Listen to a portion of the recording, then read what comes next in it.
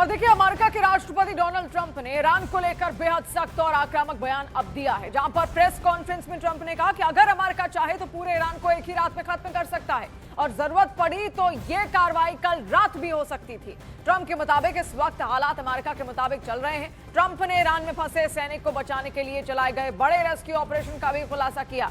उन्होंने बताया कि इस मिशन में कुल 155 अमेरिकी सैन्य विमान शामिल थे, जिनमें फाइटर जेट, बॉमर और रेस्क्यू प्लेन थे। उन्होंने उस शख्स को भी सख्त चेतावनी दी जिसने दूसरे पायलट के ईरान में फंसे होने की खबर लीक की। ट्रंप ने कहा कि जरूरत पड़ी तो मीडिया कंपनी पर भी कार्रवाई होगी। इसके साथ ही ट्रंप ने माना कि ईरान ने एक अमेरिकी F-15 विमान गिराया था, लेकिन इसे उन्होंने दुश्मन की किस्मत और एक लकी हिट बताया।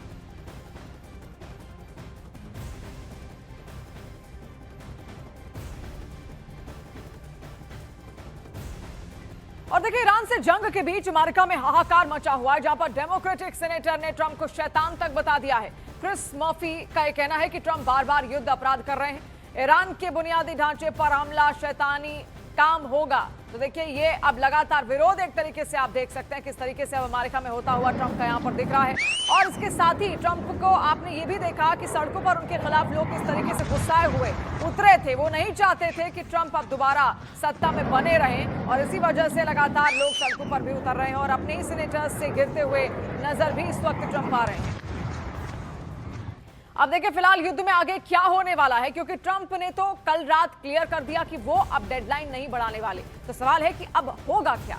ट्रंप ने साफ साफ ये कहा है कि ईरान को हर हाल में हॉर्मुज़ खोलना ही होगा और इसकी आखिरी डेडलाइन भारतीय समय के मुताबिक बुधवार 5:30 बजे तक की रखी गई। और अगर ये डेडलाइन पार हो गई तो ईरान के लिए अंजाम बहुत बुरा हो सकता है, ऐसा ट्रंप ने कहा और धमकी भी दी कि डेडलाइन के बाद ईरानी ब्रिज और पावर प्लांट पर ताबड़तोड़ कई हमले किए जाएंगे। अब ईरान को लेकर फिलहाल ये सीन है कि उसने अमेरिका के समझौता प्रस्ताव या कहें कि सीजफायर प्रस्ताव को सिरे से खारिज कर दिया है। इन सब के बीच पाकिस्तान अमेरिका और ईरान के बीच मध्यस्थ की भूमिका निभाने की कोशिश में लगा हुआ है और फाइनल पिक्चर यह है कि बातचीत को लेकर दोनों ओर से बड़ा डेडलॉक बना हुआ है। अब देखिए, डोनाल्ड ट्रंप ने कहा कि ईरान की तरफ से युद्ध रोकने का एक प्रस्ताव बहुत जरूर आया है, लेकिन इस प्रस्ताव पर डील नहीं हो सकती क्योंकि ईरान की पेशकश में दम नहीं है। वहीं अब ट्रंप की डेडलाइन खत्म होने में बहुत वक्त यहां पर निकल चुका है। देखिए, ट्रंप ने ईरान को पाषाण काल में भेजने की धमकी भी यहां पर दी थी।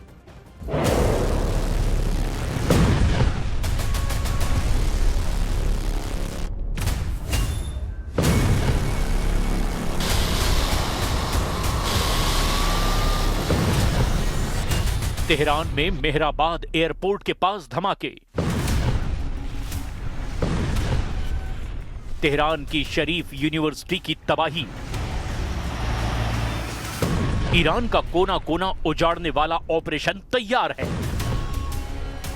डोनाल्ड ट्रंप ने बता दिया है कि वो ईरान की ईंट से ईंट बजाने वाले हैं। ट्रंप के माइंड में क्या चल रहा है? तो जवाब है धमाके, धमाके और सिर्फ धमाके। तेहरान में धमाके, इस्फान में धमाके, मशहद में धमाके और शिराज में भी धमाके। धमाके कूम में, धमाके करज में, धमाके तबरीज में और किमरान शाह में, धमाके बंदर अब्बास और आबादान में। डोनाल्ड ट्रंप अब धमाकों से पाट देना चाहते हैं पूरे ईरान की जमीन को। Mind when the enemy is weak, but that enemy is strong. Not so strong like they were about a month ago. I can tell you, in fact, right now they're not too strong at all, in my opinion, but we're soon going to find out, aren't we? But when a thing like that happens, where a pilot shot down, in most instances, you're really not able to go in.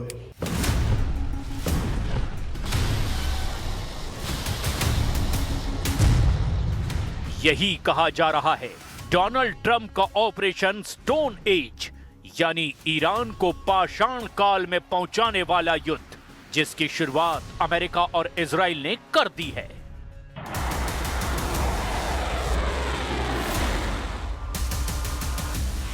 ये Iran की south पास gas field है। यहां पर हुए हमले की तस्वीर देखिए। ये वो इलाका है जहां से ईरान की 85% से ज्यादा गैस का उत्पादन होता है। इजराइल ने खुल्लम खुल्ला माना है कि अब ईरान के हर ऐसे ठिकाने पर हमला किया जाएगा जिसकी तबाही ईरान को घुटने पर आने के लिए मजबूर कर देगी। ראש הממשלה בנימין נתניהו ואני הנחינו את צה"ל להמשיך ולתקוף בכל העוצמה את התשתיות הלאומיות של משטר הטרור האיראני. משטר הטרור האיראני יגלה כי המשך התוקפנות נגד ישראל והירי הפחדני והנפשע לעבר אזרחי ישראל יביאו להעמקת הנזק הכלכלי והאסטרטגי שהוא משלם ולהקרסת יכולותיו. लेकिन इजराइल और अमेरिका के हमले के जवाब में ईरान ने क्या किया है, इसकी लिस्ट ईरान ने पूरी दुनिया को दे दी है। ईरान ने जवाबी हमले को नाम दिया है या रुकया। इस मिसाइल वेव में ईरान ने टारगेट किया उन रिफाइनरियों को जहां से अमेरिका के जंगी जहाजों को तेल सप्लाई होता है। ईरान ने यूएई के हबशा में तेल के 2 ठिकानों को टारगेट किया जहां अमेरिकी कंपनियां काम करती है। दूसरा हमला यूएई के अल रुवैस में उस रिफाइनरी पर हुआ जहां से अमेरिकी सेना को फ्यूल सप्लाई होता है। तीसरा हमला बहरीन में हुआ। ईरान के ड्रोन फोर्स ने अमेरिकी कंपनियों की पेट्रोकेमिकल फैसिलिटीज पर हमला किया। चौथा हमला कुवैत के शुआलबा में हुआ जहां अमेरिका की पेट्रोकेमिकल कंपनियों में धमाके हुए।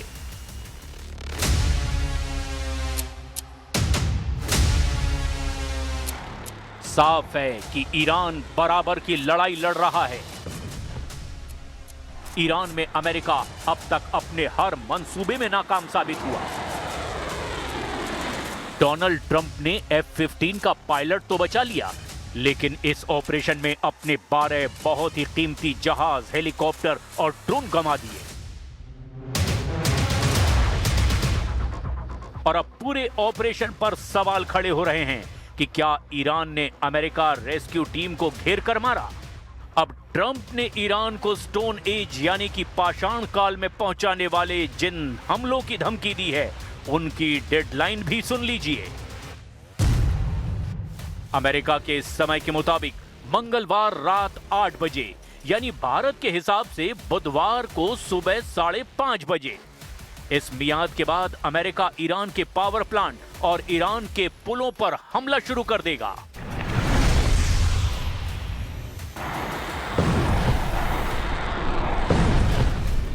ट्रंप चाहते हैं कि ईरान हर कीमत पर अपने समुद्री गलियारे हॉर्मुज पर कब्जा छोड़ दे, लेकिन ईरान ने समंदर में जिस तरह की नाकेबंदी की है, उसके आगे सुपर पावर लाचार नजर आ रहा है।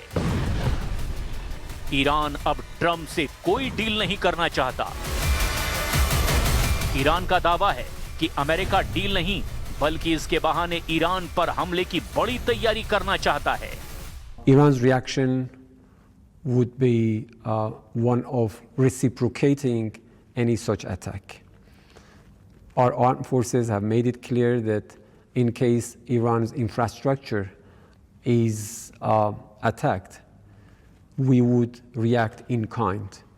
Our armed forces would target any similar infrastructure that is owned or in any way or manner related to the United States or contributes to their act of aggression against Iran.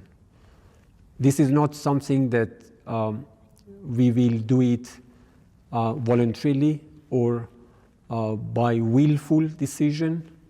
This is something that is as part of our defense measures against their illegal act. Iran को पूरी तरह खत्म करने के लिए America ने अपने एक बहुत ही खतरनाक क्रूज मिसाइल का गोदाम पूरी तरह खोल दिया है। ये क्रूज मिसाइल है JASSM। JASSM का मतलब joint air to surface stand off missile, जिसकी रेंज है 380 किलोमीटर। ये विमान से लॉन्च की जाने वाली मिसाइल है जो टारगेट से सैकड़ों किलोमीटर दूर रहते हुए दागी जाती है। ये बड़ी खबर है कि अमेरिका अब इस मिसाइल का रिजर्व स्टॉक भी ईरान पर हमले के लिए झोंकने को तैयार है। इस बीच पुतिन को डराने वाला बड़ा कदम जेलेंस्की ने उठा लिया है। जेलेंस्की के इंजीनियर अब ऐसी एयर डिफेंस मिसाइल बनाने का दावा कर रहे हैं जो पुतिन के हर हमले को नाकाम कर देगी।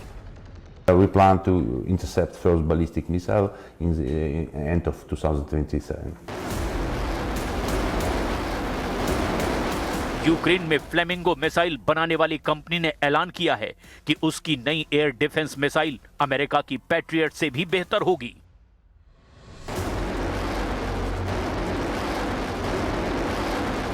इस मिसाइल की कीमत $10 लाख से कम होगी, जबकि पैट्रियट जैसी मिसाइलों की कीमत $25 लाख से भी ज्यादा होती है।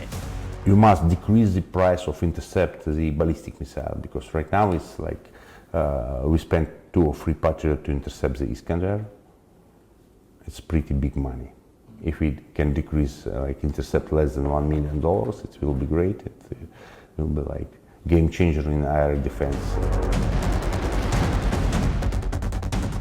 यूक्रेन को अमेरिका से पैट्रियट मिलने में दिक्कत हो रही है, क्योंकि अमेरिका ने अपना पूरा पैट्रियट मिसाइलों का बेड़ा इजराइल को बचाने के लिए ईरान के खिलाफ झोंक दिया है। लेकिन इजराइल में हर रोज ईरान की मिसाइल गिर रही है। हाइफा और तेल अवीव जैसे बड़े शहरों को बचाना भी अब नेतन्याहू के लिए मुश्किल हो गया है।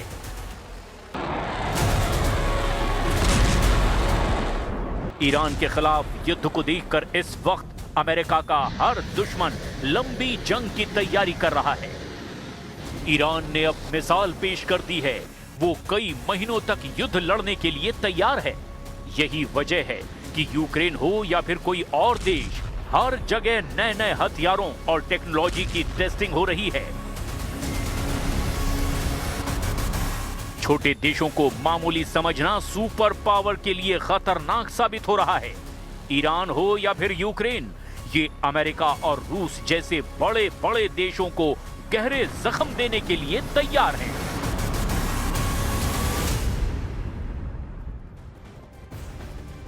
और देखिए, ईरानी संसद अध्यक्ष के सलाहकार का यूएस को अल्टीमेटम सामने आया, जहां पर मेहदी मोहम्मदी का यह कहना है कि आत्मसमर्पण के लिए ट्रंप पर 20 घंटे उनके पास बचे हैं, नहीं तो अमेरिका को पाषाण युग में पहुंचा देंगे। आप देखिए, यही सेम धमकी ईरान की ओर से दी गई है और गालिबाफ के सलाहकार हैं जिनकी ओर से धमकी सामने आई, उन्होंने कहा कि ईरान ने युद्ध जीत लिया है। गालिबाफ ने के सलाहकार ने यह भी कहा कि दुश्मन युद्ध हार चुका है।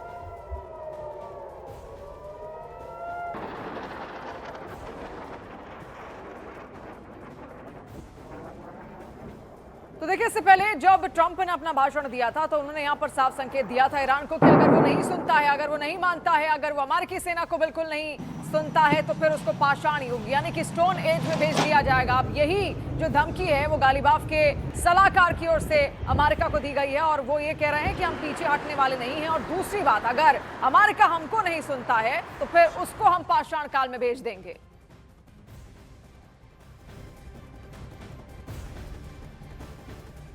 और देखिए, इसी के साथ मुस्तफा खामनेई को लेकर बहुत बड़ी खबर इस वक्त आ रही, जहां पर यह कहा जा रहा है कि ईरान के supreme leader Mustafa Khamenei coma में हैं। ब्रिटिश अखबार द टाइम्स का बहुत बड़ा दावा यहां पर है। आप देखिए, बहुत बड़ी खबर एक तरीके से इसको कह सकते हैं। देश चलाने में असमर्थ है मुस्तफा खामनेई, ये भी साफ यहां पर कर दिया गया है, क्योंकि ट्रंप ये बयान दे रहे थे कि आखिर हुआ क्या मुस्तफा खामनेई का, वो जिंदा है भी या फिर नहीं। ये बयान उनकी ओर से दिया गया है। एक हमला हुआ था, उसमें वो जख्मी हुए थे, हालांकि उसको लेकर बहुत ज्यादा डिटेल सामने नहीं आई थी। नीरज हमारे सहयोगी हमारे साथ जुड़ रहे हैं। नीरज, क्या वाकई अब पुष्टि हो गई है इस खबर की, क्योंकि ईरान की ओर से तो अब तक कुछ भी नहीं कहा गया? देखिए, एक इंटेलिजेंस मेमो तैयार किया गया और इस मेमो का आधार इजराइल और अमेरिकी खुफिया एजेंसी की जानकारियां हैं और इसके अनुसार मुश्तबा खमेनेई जो है वो देश चलाने की स्थिति में नहीं, और जो ईरान का एक धार्मिक शहर है कोम, वहां उनका इलाज चल रहा है। लेकिन सबसे अहम बात यह है कि देखिए, ईरान की तरफ से तो आधिकारिक तौर पे अब तक कुछ भी नहीं कहा गया इस पूरे मामले में, लेकिन अमेरिका और इजराइल की तरफ से भी अब तक ये नहीं कहा गया कि मुश्तबा खमेनेई जीवित नहीं है। वो लोग भी कहते हैं, खासकर ट्रंप भी कहते हैं कि वो जीवित है या नहीं ये पता नहीं है। तो ऐसे में कहीं ना कहीं इजराइल और अमेरिका के पास भी पुष्ट जानकारी का अभाव है, लेकिन ईरान की तरफ से आज तक कभी नहीं कहा गया है कि मुश्तबा खमेनेई जो वो मौजूद नहीं है। और उनकी तरफ से बीच बीच में आपने देखा होगा कुछ बयान भी सामने आए थे। नीरज, बहुत सारे आर्टिफिशियल इंटेलिजेंस के जरिए जो वीडियोस हैं वो भी निकाल कर यहाँ पर सामने रखने की कोशिश ईरान की ओर से कही जरूर गई, बहुत बार की गई है, लेकिन आपने देखा होगा कि जब से वो सत्ता में आए हैं एक दफा भी उनका कोई वीडियो अब तक सामने नहीं आया कि वो कोई संदेश दे रहे हो ईरान को या फिर अमेरिका को कोई धमकी दे रहे हो। देखिए बिल्कुल वो घायल हैं, इस बारे में कोई दो राय नहीं है, लेकिन अभी जो इंटेलिजेंस जानकारी सामने आई है वो ईरान में मौजूद है। बीच बीच में एक दो जानकारी, हालांकि आधिकारिक तौर पे या सूत्रों के आधार पर उसकी पुष्टि नहीं, ये भी लोग कहते हैं कि कहीं रूस तो उन्हें नहीं ले गया, रूस तो ईरान ने उन्हें नहीं भेज दिया।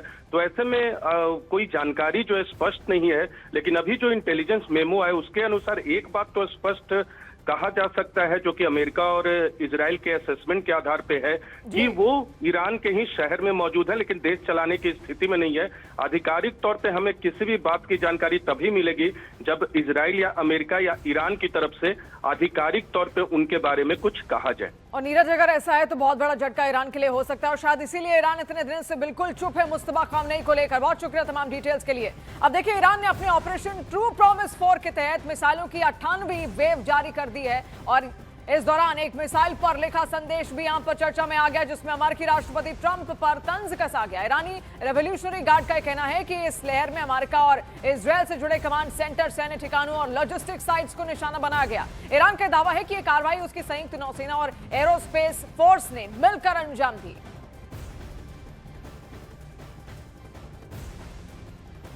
और इसी के साथ देखिए, ईरान के विदेश मंत्री ने अमेरिका के हमलों की निंदा कर दी है। शरीफ यूनिवर्सिटी ऑफ टेक्नोलॉजी पर हमले यहां पर किए गए, उसी की निंदा यहां पर की गई है। अब्बास अरागची का कहना है कि अमेरिका ने युद्ध के नियमों का उल्लंघन किया है, अमेरिका को गंभीर परिणाम भुगतने होंगे। देखिए, कई सारी संध्या यहां पर हैं और जब भी युद्ध जैसे हालात बनते हैं तो आप आम नागरिकों पर हमला नहीं कर सकते, आम नागरिकों से जुड़े हुए संस्थानों पर हमला नहीं कर सकते। ये टर्म्स एंड कंडीशन हर देश के लिए यहां पर सामने होती है, लेकिन इस युद्ध ने सब कुछ पार कर दिया है, जहां पर अमेरिका और इजरायल भी लगातार मिलकर ईरान की कई यूनिवर्सिटीज को टारगेट कर रहे हैं और अब ईरान भी उनकी यूनिवर्सिटीज को टारगेट कर रहा है।